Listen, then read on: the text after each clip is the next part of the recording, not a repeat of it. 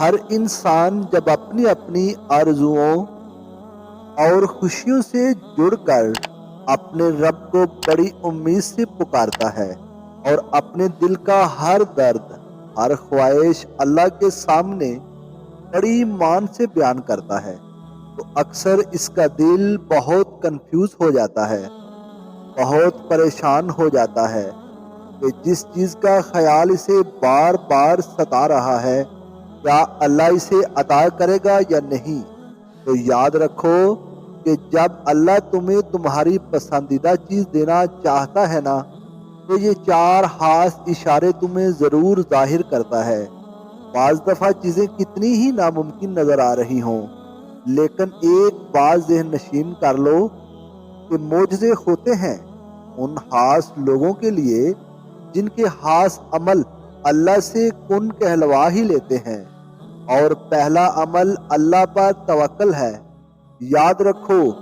توکل وہ رستہ ہے جس کے ذریعے آگ ٹھنڈی کر دی جاتی ہے، جو دریا میں رستہ بنوا دیتا ہے، جو حضرت یوسف علیہ السلام کو یعقوب علیہ السلام سے ملوا دیتا ہے، جو شدید طوفان میں کشتی نوح پار کروا دیتا ہے۔ جب تم اللہ پر توکل کرتے ہو نا، تو اللہ ناممکن کو بھی ممکن کر دکھاتا ہے۔ ایک حدیث میں آتا ہے، نبی کریم صلی اللہ علیہ وسلم نے فرمایا کہ جب تم اللہ سے دعا کرو تو اس طرح نہ کہو کہ اے اللہ، اگر تو چاہے تو مجھے عطا کر، اور اگر تو چاہے تو مجھ پر رحمت فرما، بلکہ اپنی طرف سے عزم و یقین کے ساتھ اللہ سے دعا کرو، کیونکہ اللہ جو کرتا ہے وہ بہترین کرتا ہے۔ اور اگر تم یہ سوچ رہے ہو کہ جس من چاہی چیز کا خیال تمہیں بار بار ستا رہا ہے، کیا وہ تمہارے نصیب میں ہے یا نہیں، اللہ تعالیٰ تمہیں کیا دینا چاہتا ہے، تو پہلے یہ بات ضرور جان لو کہ ہر صورتحال کے دو پہلو ہوتے ہیں۔ اس کو منتخب کرو جو تمہیں سچائی اور اچھائی کو دیکھنے کی اجازت دیتا ہے، اور جو مصیبت سے تمہیں باہر نکال سکتا ہے، کیونکہ تمہاری زندگی اتنی سستی نہیں کہ لوگوں کے تلخ رویوں اور ان کے دھوکوں کی وجہ سے ہرا دیا جائے۔ زندگی تو رب کی امانت ہے، تم سے محبت کرنے والا کوئی عام نہیں،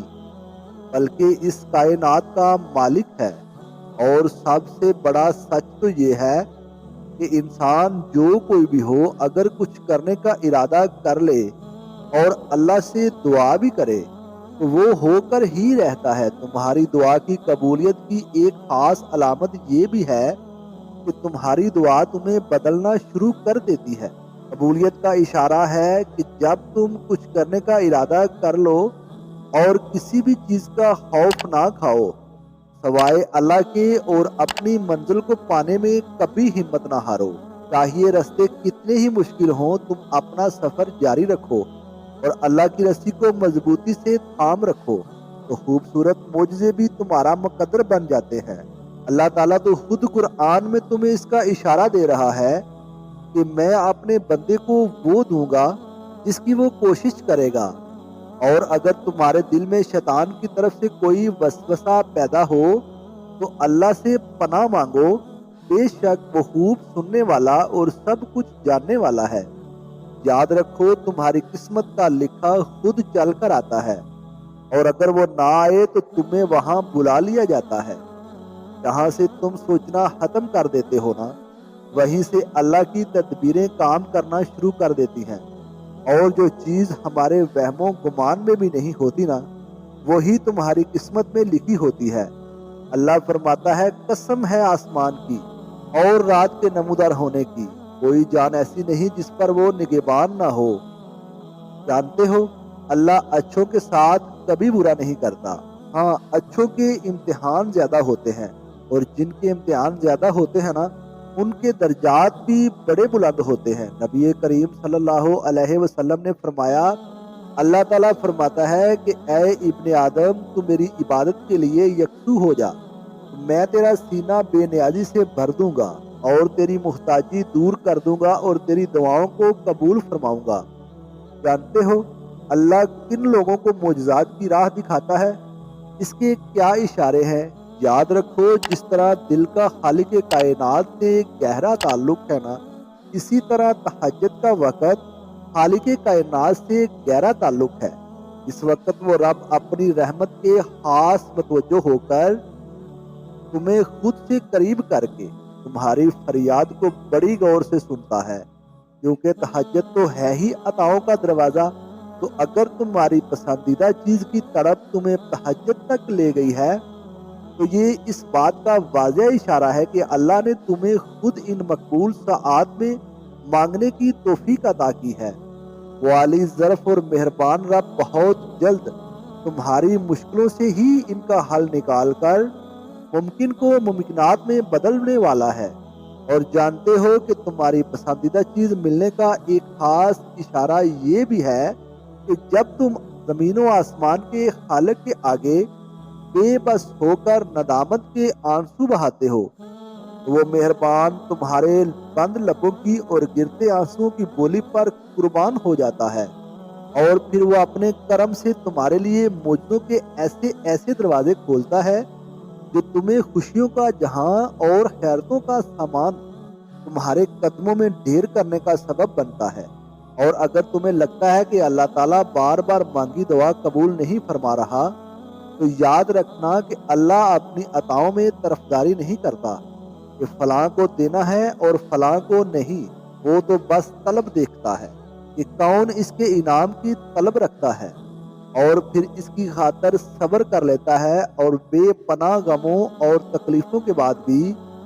وہ اپنے رب سے مانگنا نہیں چھوڑتا۔ تو اللہ غیب سے اسے ایسی عطائیں نصیب کرتا ہے جو اس کے وہم و گمان میں بھی نہیں ہوتی۔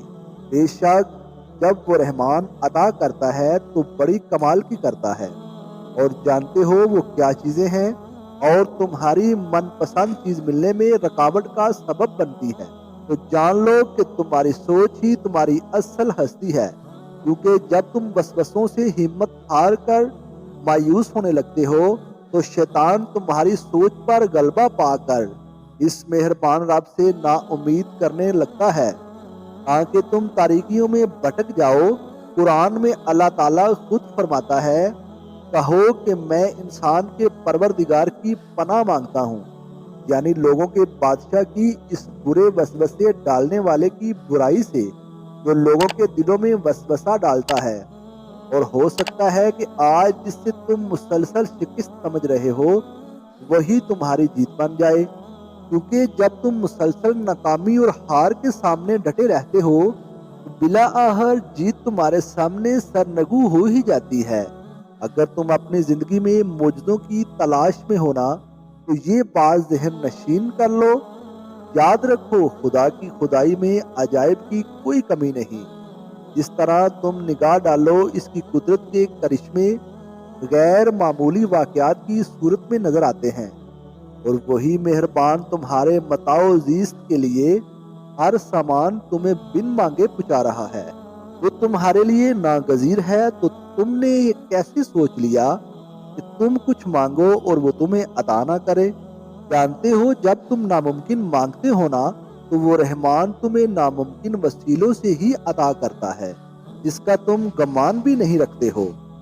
یاد رکھو محبت، دولت اور رزق وسیع تر خزانے ہیں، اللہ کے طاقتور ترین حصار میں ہیں اور بہت تمہارے لیے مدد تیار کیے بیٹھا ہے۔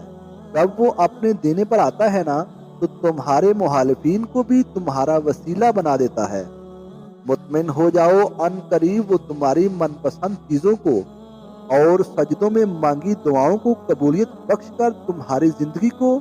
سکون اور راحت کے پیش بہا خزانوں سے بھرنے ہی والا ہے۔ انشاءاللہ میری دل سے دعا ہے کہ اللہ آپ سب کو شاد و آباد رکھے، آمین۔